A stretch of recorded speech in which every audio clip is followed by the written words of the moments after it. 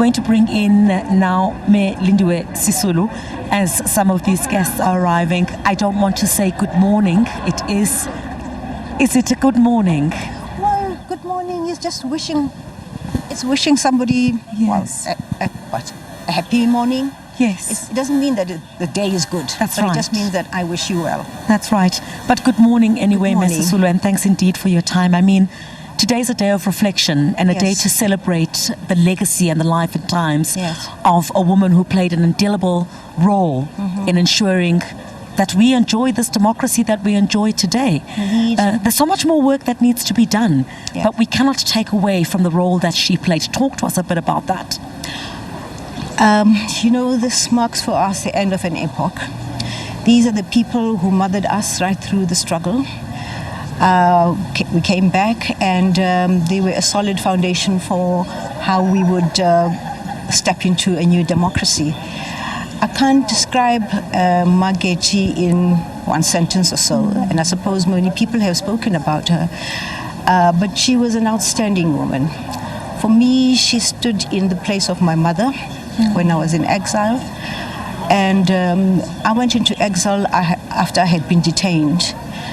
When I got to Maputo, I got a message that Mageti was looking for me, and one of the things that she wanted to do was to arrange for medical treatment for me. After my incarceration. So she sent me to Moscow. I got treatment there and came back, and she was an ever-abiding mother beside me right through my time in exile. When we came back home, she was a pillar for my mother. She was at my home more times than we were, making sure that my mom was okay, making sure that everything was okay. We owe her a great deal of gratitude as a family. She was there to ensure that everything was as it should be. And my mother felt much better with her than with us. I suppose because it was a friendship that had spent many years. And she was ever there, ever present. All right. Mam Lindiwe Sisulu, just stay with us for just a moment. We do apologize. Let's go to my colleague, Samkele Maseko, who is inside with one of the guests, the mourners, in attendance here. Samkele? Indeed, Criselda, the ANC has sent its spokesperson, Mahlengi Pengumutsiri, who is also one of that younger generation that was inspired by May Gertrude Shope, as the cortege makes its way to this particular Wits Great Hall for the official Category 1 funeral. Mahlengi Pengumutsiri, just the essence of what May Gertrude Shope meant to the African National Congress. And as you correctly say, Samkelo, to many generations, and as you can see today, it's an intergenerational connect, as it were. Mama Shope meant a number of things. Resilience.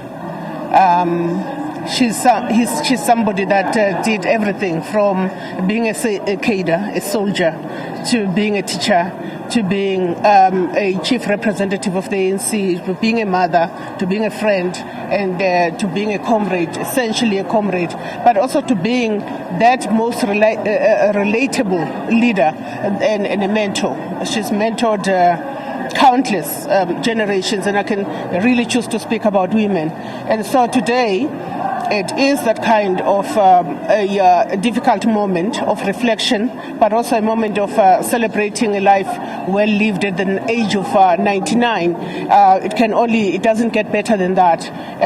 She did everything that could be done.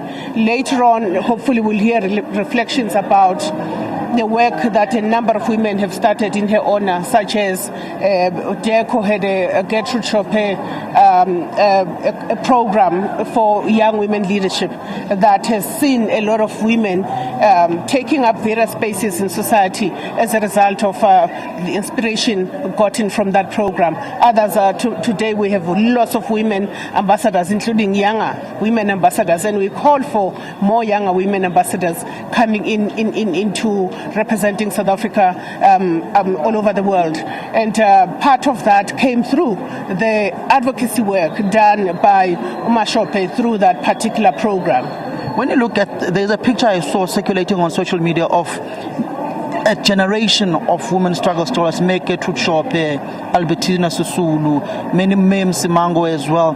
What does this end of an era signify for you as a woman sitting in that National Executive Committee of the African National Congress, where May Gertrude Shope was one of amongst the first to sit in the NEC of the ANC? Yes, and for me, it's instructive, because what it says is that those of us that have had the privilege of serving the African National Congress, and by extension the people of South Africa at that level, dare not take our responsibilities for granted. In the way we conduct ourselves, in the way we relate and communicate with our people, in the way we carry out the programs of the organization that led the liberation struggle and the women's emancipation struggle. The second thing that it does say is that the struggle that was moved forward by a stalwart such as May Gertrude Shope is not complete. We can't say there's total women's emancipation in South Africa. We still have gender-based violence and femicide. We still have women being locked out of certain sectors of the economy. We still have women's position within political movements and political organizations, including the NGO sector, occupying lower echelons. And as you know, in the ANC, the women have always said women are ready to lead. But we need women with principle to lead, women with vision to lead, women with ethical conduct to lead. So those are the struggles that I would imagine May Shopi would have wanted us to move forward. It's not a case of women must lead, but it must be which women must lead. It must be women that represents her values as well. And we will aspire to try and maintain those and struggle for those. Thank you very much, Mahlengu Pengumutiri, the spokesperson of the African National Congress, espousing that they will continue taking the baton and the mantle from May Gertrude Shope. Criselda.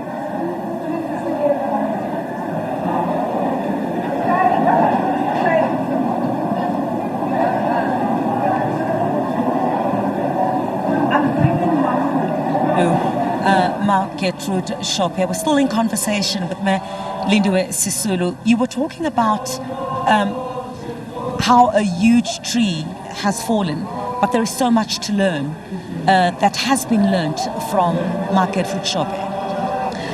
You know, apart from the political side of her and her particular concern about the future of women in the struggle, what I take away from her is her caring attitude towards other people.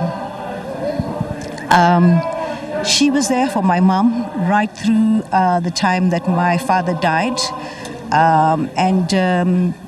through to when my mother died. She was there for the family, and I don't know if we've ever given her credit and if we've ever thanked her. We just continued with our lives. But now looking back, I'm so glad we had her when we needed her. We extend our extreme gratitude for her loving, caring nature as a mother. And she didn't discriminate between whose child it was. We were all her children. And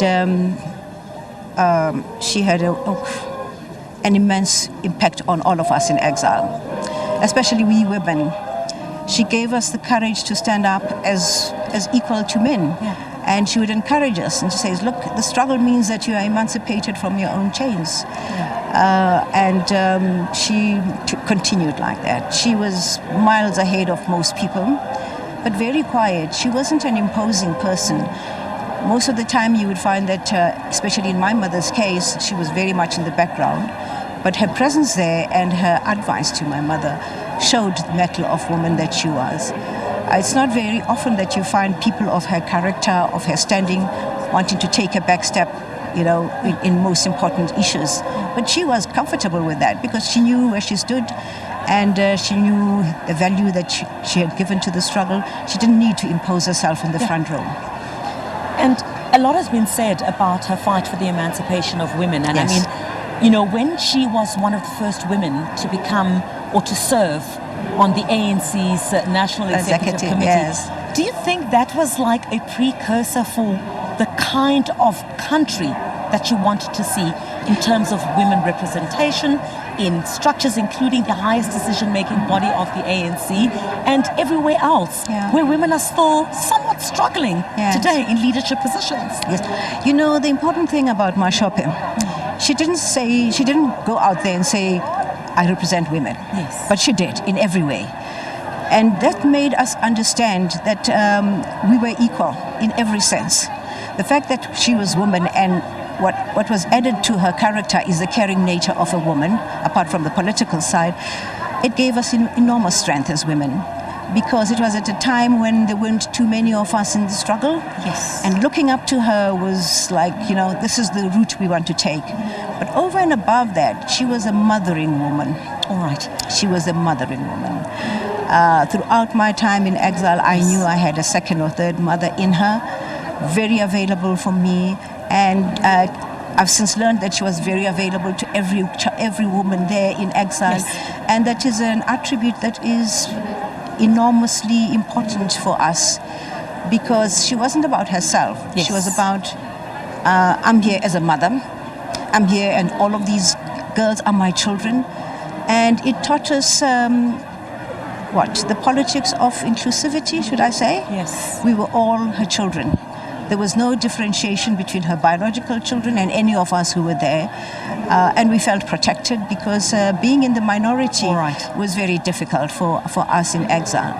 But with her beside us, we knew that we could take any stage. Absolutely, and that's the sentiment that has been shared by many, that she was a mother. She was a mother. We were talking about a competent, but still had that motherly instinct. Yes. Thank you very much indeed, Lindiwe Sisulu, talking to us about how she would, or how she remembers May Shopi and how, she played a role even at the passing of her mother, the motherly figure that she played towards the Sisulu children. Right, let me go to my colleague Samkele Maseko now, who's on standby with Mamuloko Kubai. Well, Crisalda, indeed, when you look at the lives and times of May Gertrude Shope, she has touched the lives of many in the political space, outside of the political space, and ordinary South Africans. When you look at Mamuloko Kubai, she was essentially bloused in ANC Women's League regalia on the birthday of May Gertrude Shope. How does that feel for you when you are bloused on the birthday of May Gertrude Shope, the former president of the ANC Women's League? It was quite, something that I was quite shocked that they selected me at that time. I was still in the youth league, obviously, leading within. I was not even in national sphere. So I went, we were in the young women's desk of the ANC that recruited, in the ANC Women's League, that recruited us, and I was co-opted. So they then said, no, part of what the Women's League is trying to do is to bring younger women to understand the Women's League. But at that time, you'd remember, there was an issue about many of us not wanting to wear the blouse because we felt that it's like church wear uniform and all those things. So many of the women were taking us. So they took me to her birthday celebration in Pretoria and Centurion. And in that, they were explaining what it means to be a member of the Women's League, the uniform, why it must be dressed and how it must be dressed. So I was quite privileged to be within the midst of May Shopi. I literally feel that I'm one of those that are honored to have been done that way. And looking at who she is, a firm leader with principle, who believed in gender equality, who stood firm on the principles of women finding space in our society, but in terms of leadership, but more so dealing with the issues that relates to women. Today we're dealing with gender-based violence, and as one of the people who's given responsibility in government to be able to address the issues of women, and it's those teachings that carry us that we must do it with passion. We must do it with the best of our abilities, because that's what she taught us, to be able to respond to the challenges of society and focus on the needs of society and not on ourselves. And those are the teachings that we took from May Shopi. When you look at the scourge of gender-based violence that's currently taking place, those whom are committing these atrocities, most of them find themselves 6 feet under when the police come to them. Don't families deserve to hear what happened to their loved ones? Or is the way the police, particularly in KwaZulu-Natal, going about it the correct way? Look, we can never, because we are not part of the scene. One, you can't say you want the police not to protect themselves, because we know we have a statistics of high rate of police officers being killed in the country. So we can't ignore that fact. When a report comes through and says we have engaged, we were wanting to arrest this person, resisting arrest, and therefore shot, and in the exchange of fire, the person got killed, you can't want to blame the police on that one. And the issue, we know background over time of violent crimes, KZN is known for violent crimes. And naturally, we would want our officers to come back to their offices safe. We would want the police officers to come to their homes and loved ones safe. I can't put a life of a criminal over a police officer who protects and commits to saving the country. So that's where I stand as the Minister of Justice. Thank you very much, Minister Mamloko Okubai. Criselda, that was the Minister of Mamloko Okubai, also reflecting on the death of those who are alleged to have killed Oratile in the past few weeks, where the Police Commissioner, Mtlantla Mkhwanazi, General Mtlantla Mkhwanazi in KwaZulu-Natal, was spearheading that particular arrest, but also reflecting on the lives and times of May Gertrude Shope and how she felt honored to be bloused on the birthday of May Gertrude Shope as a member of the ANC Women's League.